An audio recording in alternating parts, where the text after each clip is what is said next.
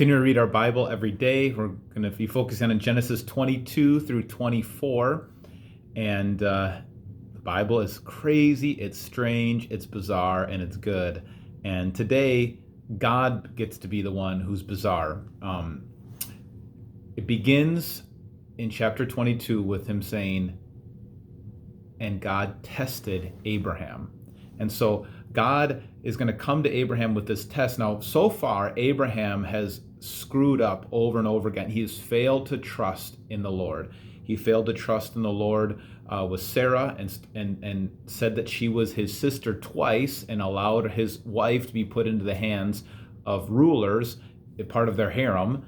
He has slept with Hagar, his wife's sister, because he didn't trust that God could actually give them a child.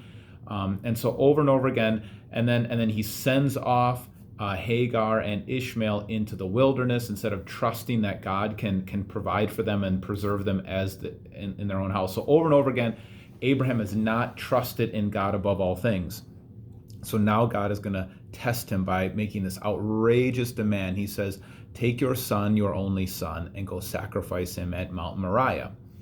And this whole scene, slow down, read chapter 22, it's dripping with emotion. Listen to the interaction between Isaac and Abraham as they go up the mountain. Listen to the interaction before they go up on the mountain between Abraham and his servants. He says, we will go up on the mountain and we will return. So Abraham has this trust that God can somehow raise the dead, do something in this event. And so it's dripping with emotion, dripping with difficulty, strangeness, all of these things. And you get to the top of the mountain, Mount Moriah, which was the same mountain that Jerusalem would be built on, the same mountain range area where Jesus would be crucified. And instead of crucifying or killing his son, sacrificing his son, there is a ram in the thicket and is replaced there instead of sacrificing his son.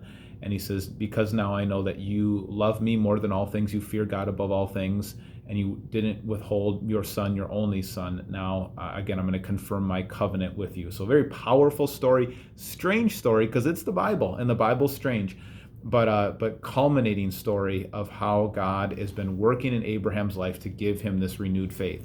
Then you have the death of Sarah, and I think the reason it's in the Bible is because now Abraham's got to kind of haggle for some money. He's got to do some bartering and to get or some land. He's bartering to get some land from the Hittites, and this is really his only plot of land now. And God promised to give him the whole land of Canaan, and all he has bought now is just the plot to where he can bury his wife. It's kind of a down payment on God's promise to give him the whole land, just like Isaac was the down payment in giving him the children, as many descendants as many as the stars in the sky.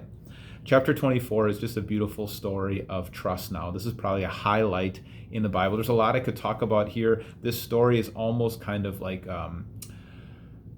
it's a narrative pattern in the Old Testament where usually when these kind of love stories start or marriages start, they start at a well. So Isaac's wife Rebekah's found at a well. Jacob's wife Rachel is found at a well. Moses' wife is found at a well. And then Jesus in the future meets the woman, the Samaritan woman, and speaks to her a message of love and forgiveness at a well. So there's something here that I probably need to research more on that.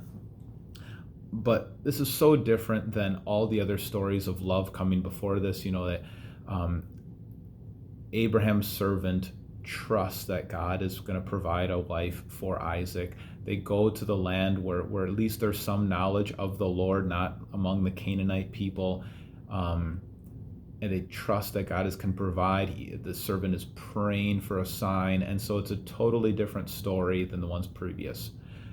Hopefully this gives you encouragement to keep reading, seeing a little bit more deep insights. What did you get out of this reading? Put your comments below. I'd love to interact with you a little bit. If you have any comments or questions, make sure you subscribe. Make sure you get a lot of people reading their Bible.